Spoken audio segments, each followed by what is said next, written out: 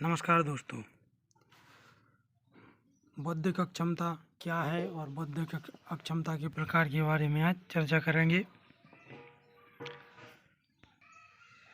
American association of mental retardation के अनुसार बौद्धिक अक्षमता का अर्थ मस्तिष्क की आधारभूत बौद्धिक कार्यक्षमता के औसत स्तर में महत्वपूर्ण कमी का होना, जिसके फलस्वरूप अनुकूलित व्यवहार में कमी हो जाती है और यह भी विकासात्मक अवधि में दिखाई पड़ती है। बौद्धिक अक्षमता एक ऐसी अवस्था है जिसमें बच्चे का मस्तिष्क की विकास पूर्ण रूप से नहीं हो पाता है और वह एक सामान्य बच्चे की अपेक्षा अपने जीवन के कौशल, सामाजिक जीवन की गतिविधियों को करने में असहज महसूस करता है। विश्व स्वास्थ्य संगठन के अनुसार इंटेलेक्चुअल डिसेबिलिटी बौद्धिक अक्षमता मस्तिष्क के अवरुद्ध विकास की दशा है जो 18 वर्ष से पूर्व बौद्धिक स्तर की विभिन्न अवस्थाओं या विभिन्न क्रियाओं यथा संज्ञानात्मक, भाषाई, गामक एवं सामाजिक क्षमताओं के निम्न स्तर के रूप में दिखाई पड़ती है। ऐसे बालक बौद्धिक स्तर की क्षति जैसी संज्ञानात्मक कौशलों में को पहचानने में दिक्कत आती है, जैसे संख्याओं की पहचान न कर पाना, दाएं बाएं का ज्ञान न होना इत्यादि, और भाषा का विकास प्रभावित होता है। रंगों की पहचान नहीं कर पाते हैं और गामक क्रियाएं जैसे चलना, बैठना और बोलना, उठना बैठना और पढ़ने लिखने संबंधी विकार देखने को मिलते हैं।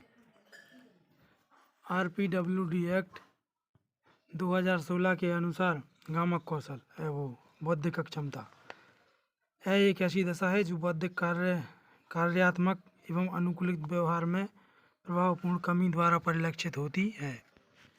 यह प्रतिदिन के सामाजिक और क्रियात्मक कौशलों की कमी में के रूप में दिखाई पड़ती है।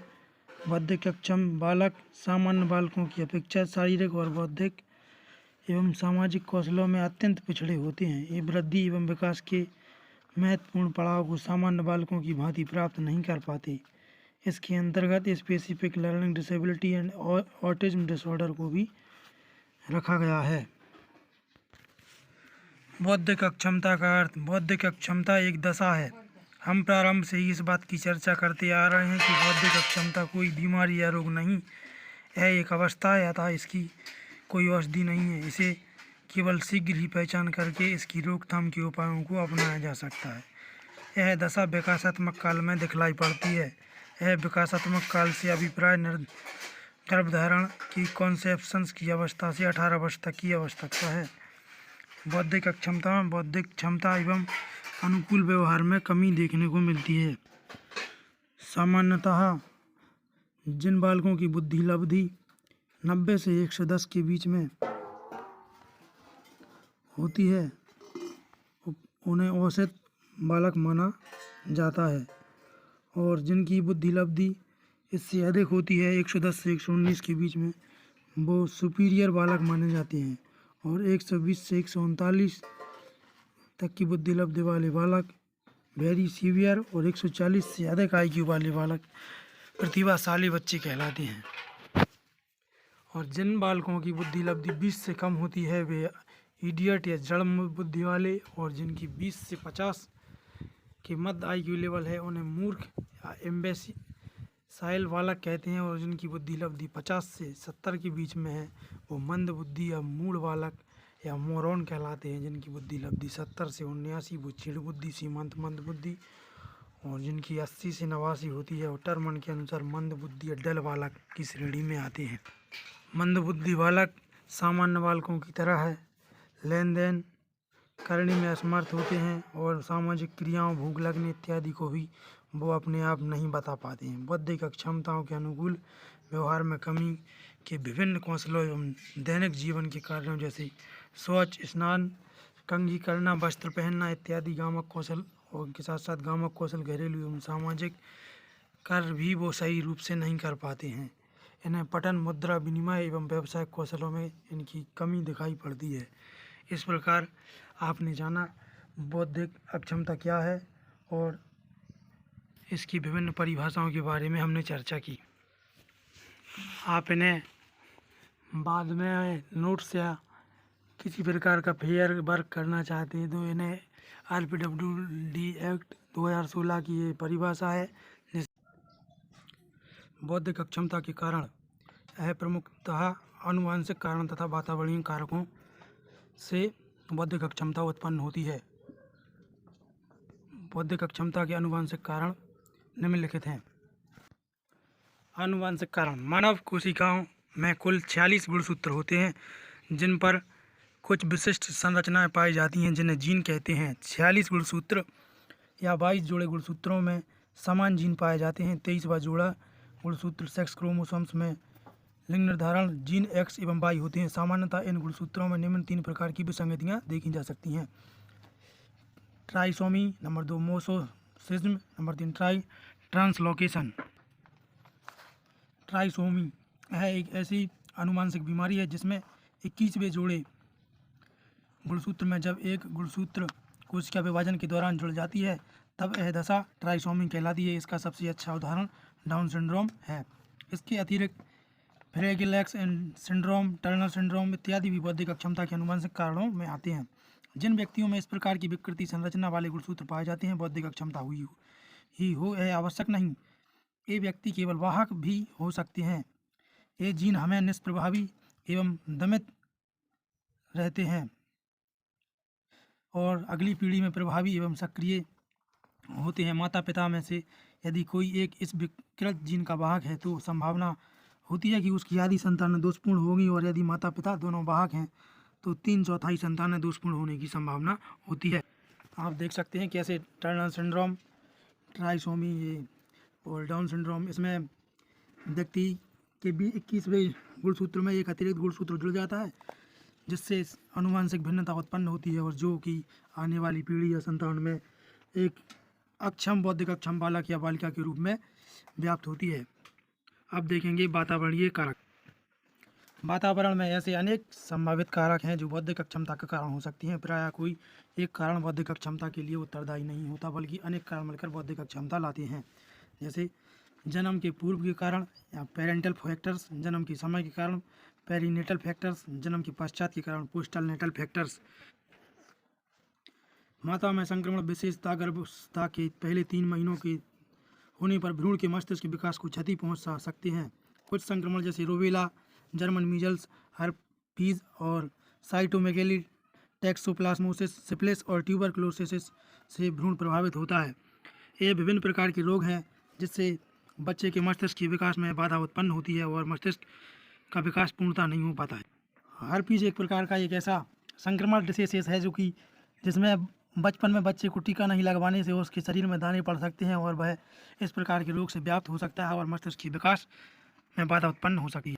माता को मधुमेह, उच्च रक्तचाप और गुर्दे की चिरकालिक समस्याएं कुपोषण के बढ़ते हुए भ्रूण को क्षति पहुंचा सकती हैं। माता में अल्प क्रिया की स्थिति होने पर बच्चा बौना हो सकता है। माता अल्प क्रिया में थायराइड ग्रंथि के बढ़ने से बढ़ते हुए भ्रूण की में थायराइड ग्रंथि में केंद्रीय तंत्र में उत्पन्न दोष उत्पन्न हो सकती हैं जिसके फलस्वरूप बौद्धिक अक्षमता हो सकती है। आप देख सकते हैं ये थायराइड ग्लैंड है, इसमें इस ग्रंथि में अत्यधिक इसके बढ़ने से गले में उभार सा उत्पन्न हो जाता है जो कि गर्भस्थ शिशु के विकास में बाधा उत्पन्न करता है, क्योंकि इससे हमें जब खाना खाते हैं तो ये जिससे खाना इसके हार्मोन्स और सलाइवा मिलते हुए इस अंदर जाता है और जो कि जहरीला और सलाइवा बच्चे को भी मतलब भोजन के रूप में प्राप्त होता है अंदर, जिससे बच्चे के विकास में बाधा उत्पन्न होती है।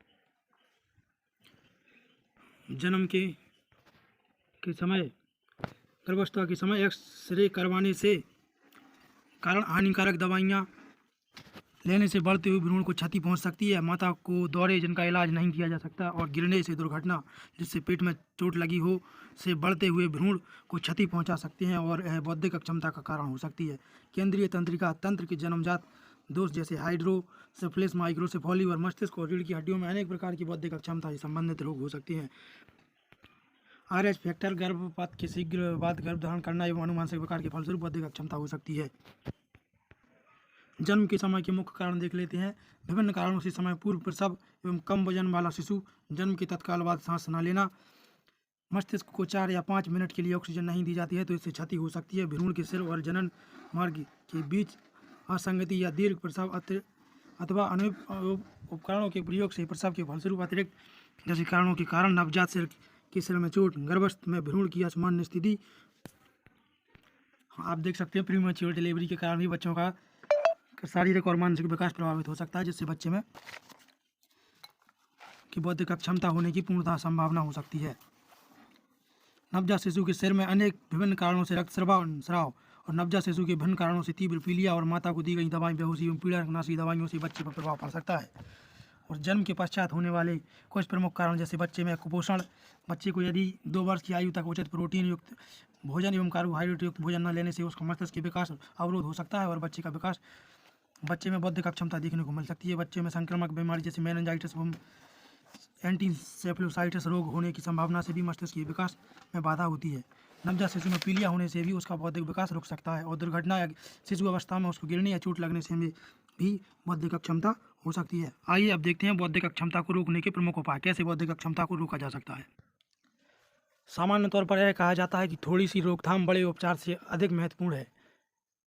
इसलिए बौद्धिक अक्षमता से बचने के लिए विभिन्न स्थितियों में तरह तरह की सावधानियां बरतने हेतु सुझाव दिया जाता है, जो इस प्रकार हैं। प्रसव पूर्व की अवधि में और प्रसव के दौरान की अवधि में, प्रसवोत्तर की अवधि में। देखते हैं प्रसव पूर्व की अवधि में गर्भवती महिला की समय समय पर डॉक्टरी जांच महत्वपूर्ण है। गर्भवती महिला को पर्याप्त आहार देना चाहिए। यदि पहले हुई प्रसूति में कोई विकृति हो या कई बार गर्भपात हो तो उसे अस्पताल में भर्ती कराया जाए तथा उसे अतिरिक्त जाँच के लिए संपूर्ण सुविधाएँ मुहैया कराई जानी चाहिए। गर्भवती महिला को डॉक्टरी सलाह के बिना दवाई नहीं लेनी चाहिए। यदि गर्भवती महिला गर्भपात कराना चाहती है तो उसे गर्भपात किसी योग्य डॉक्टर से करवाना चाहिए। गर्भपात के लिए स्थानीय तरीकों का सहारा नहीं लेना चाहिए। गर्भवती महिला को विशेष गर्भाशय अवस्था की प्रारंभिक अवस्था में एक्सरे नहीं करवाना चाहिए।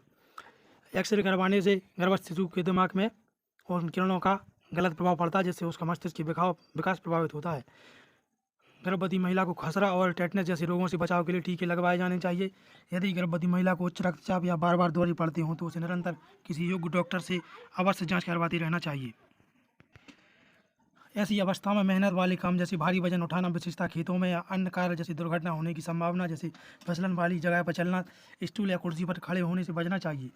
यदि बच्चे में अनुवांशिक समस्या है तो गर्भवती महिला को ऐसे स्थान पर भेजा जाए जहां गर्भ की ऐसी असामान्यताओं को पता लगाकर परीक्षण किया जाए। ऐसे अस्पतालों और ऐसे विशेष डॉक्टर से सलाह लेनी चाहिए। अब देखते हैं प्रसव के दौरान की अवधि। प्रसव के दौरान मस्तिष्क क्षतिग्रस्त होने से बौद्धिक मंदता के कारण होते हैं। बच्चे के जन्म के दौरान होने वाली कठिनाइयाँ भारत जैसे विकासशील देश में बौद्धिक मंदन के समय सामान्य कारणों में से एक कारण है, क्योंकि विशेषज्ञों की सुविधा सर्व उपलब्ध नहीं है। प्रसव के दौरान उचित देखभाल बौद्धिक मंदन की रोकथाम में सहायक हो सकती है। ऐसी अवस्था में प्रशिक्षित चिकित्सकों से जांच करवानी चाहिए। विषमताओं का प्रारंभिक अवस्था में आवश्यक पता लगाना चाहिए और डॉक्टरों को इस स्थिति के बारे में जानकारी देनी चाहिए। गर्भ की असामान्य स्थिति में के मामले में प्रसव की किसी योग्य डॉक्टर से अवश्य परामर्श लेना चाहिए। यदि जन्म के समय बच्चा नीला या बच्चा देर से रोता है तो बच्चे को तत्कालीन ऑक्सीजन अवश्य देनी चाहिए। यह आवश्यक सुनिश्चित कर लेना चाहिए कि बच्चा ठीक से सांस ले रहा है अथवा नहीं। यदि कोई जन्मजात असामान्यता दिखाई पड़ती है तो बच्चे को देखरेख के लिए विशेषज्ञ के पास भेजा जाना चाहिए। प्रसवोत्तर अवधि में किए जाने वाले उपायों के बारे में अब हम चर्चा करेंगे। देखेंगे कि कैसे बच्चे को डिप्थीरिया, पोलियो, टेटनस, खतरा, तपेदिक और कुकर खांसी जैसे संक्रामक रोगों से बचाव के टीके लगवाए जाएं। यदि बच्चे को बहुत तेज़ बुखार है तो उसे ठंडे पानी की पट्टी रखें जिससे उसका टेम्परेचर थोड़ा कम हो जाए। यदि बच्चे को दौरे पड़ते हों तो दौरे की दवाएं दी जानी चाहिए चिकित्सक की परामर्श के द्वारा। यदि बच्चे को महामारी विशेष रूप से मस्तिष्क की ज्वर से होती है तो ऐसे मामले में बच्चे को उचित देखभाल करनी चाहिए। मस्तिष्क की सूज के अन्य रोगियों के प्रभाव में नहीं लाया जाना चाहिए। बच्चे को पर्याप्त पोषक आहार दिए जाने चाहिए। विकासात्मक अवधि के दौरान